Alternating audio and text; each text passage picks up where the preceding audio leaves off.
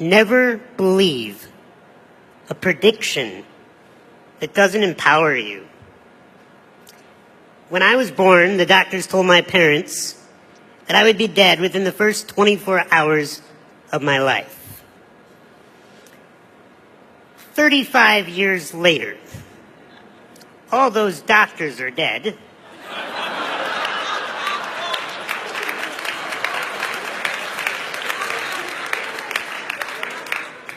And I am the only doctor that remains.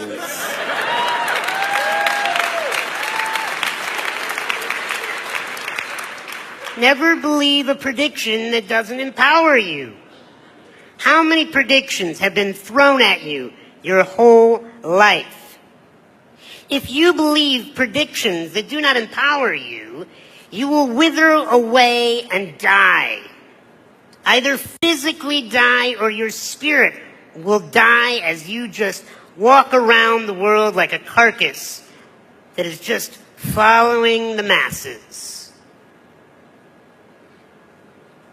You will be given a lot of titles in your life. You will be told so many different things. You must only listen to that which empowers you.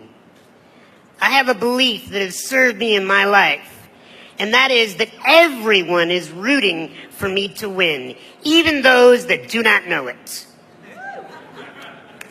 And I am not here today to tell you that I have had adversity in my life, and so therefore I know what you're going through. I don't have a clue what any of you are going through in your lives. I did not grow up in your neighborhoods, more than likely. I did not have your set of parents, nor do I live in your body. I have not had the events that you've had happen to you. I can tell you I'm only an expert on one thing, and that's how to be me. And I do it well.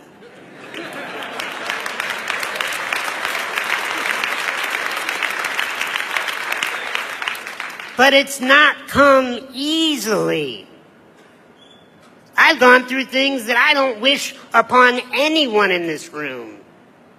I've had metal rods pulled out of bone marrow while I was awake. I've had jaw infections where teeth had to be extracted and I can no longer chew my own food.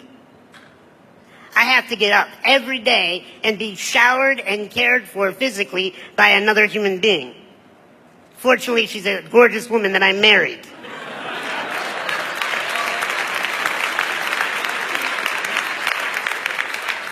I get stared at everywhere I go, and the moment people meet me, if they don't know a thing about my resume, they automatically, just by the human nature, think to themselves, oh, it must be so difficult to be that man. If somebody pities me, they're wasting their time.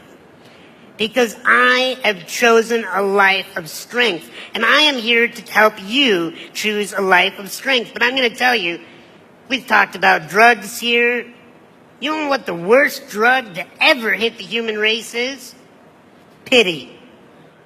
The moment you feel sorry for another person, or the moment you feel sorry for yourself, you're hosed. You are totally, completely frozen in potential. We cannot pity ourselves. We cannot pity you. Yes, I get to go home today. Yes, I get to have what many would call freedom, but I'm going to talk to you about freedom, about what I really choose to see freedom as. Because like I said, you cannot believe predictions that do not empower you. The second lesson today is you are not your condition. You are not. I am not disabled. Sure, I'll take the handicap parking privileges. But that does not define me as a man. Not able. I've been looked at and treated my whole life as if I am not able. I have had to rise above and show people that the only disability is one's refusal to adapt. You have to adapt to whatever environment you're in, even if it's prison. And what does adaptation look like? I think it looks like celebration. Because when you meet people that are celebrating their life, you want to be around them. You want to learn from them. You want to do business with them. You want to hire them. Look, if you do not want to be seen as a prisoner or a convict when you get out of this, or even while you're in this, then it's an attitude. It is a belief in yourself that you bring value to the human race, no matter what your current condition, title, or stature is. Because if I believe that I'm disabled, I would wither up, I would be shy, I would be insecure, I would be afraid, I would act like I need your help. And the rest of humanity would be okay with that. But I choose something else.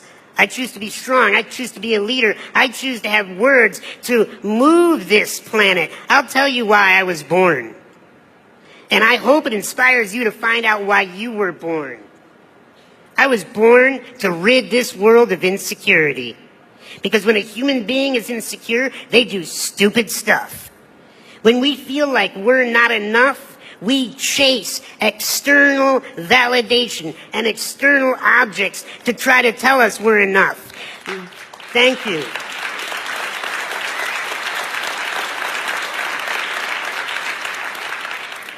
You are enough. I'll tell you, I made a pledge as a therapist to love all human beings no matter what they've done. Because deep down inside, I found that every human being just wants to be loved. Even if they're tough, even if they're scary, even if they're vicious, you get them in the right position at the right time, they'll tell you the truth. They just want to be loved. You know who they want the love from the most? Not their moms, not their dads, not their wardens, none of these people. They want to be able to look in the mirror and love themselves. And if you can figure that out, then you're going somewhere.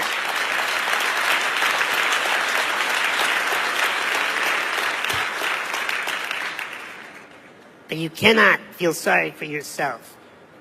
When you feel sorry for yourself, you will wither. But there's a contradiction to feeling sorry for yourself. It's the opposite extreme. It's what I call bullying yourself, beating yourself up, being your own enemy and telling yourself that all those predictions, those negative opinions, they're true, they're right, you're washed up failure, you're not going to amount to anything. Bullying yourself is the most dangerous thing that you could do. You cannot afford to pity yourself. You cannot afford to bully yourself. You have to love yourself. Because the last lesson that I'm going to share with you today, that is, I'm going to teach you what the real prison is. It's not surrounded by barbed wire, electrical fences. The real prisons do not have guards. The real prison's up here. And we all got it. We all have a mind that chatters. So often won't stop chattering. Do you know where your salvation is? It's not outside these walls. I've met so many people that are so extremely successful and famous that are in prison because they're stuck in their minds. Bullying themselves, pitying themselves. True freedom is dropping down out of that mind. And what my wife has taught me is drop into your heart. Into mastering this beating thing that is more than just sending blood to the extremities. What is it doing? It's sending emotional possibilities, infinite possibilities of choice in our behavior, in our life, in our attitude. When you love yourself, whether you're sleeping on a prison cot or in a mansion, whether you have food in your belly or you don't know when your next meal is coming, when you love yourself, when you learn to master your emotions, then and only then are you free. I love you, each and every one of you, and I wish you freedom within these walls. God bless.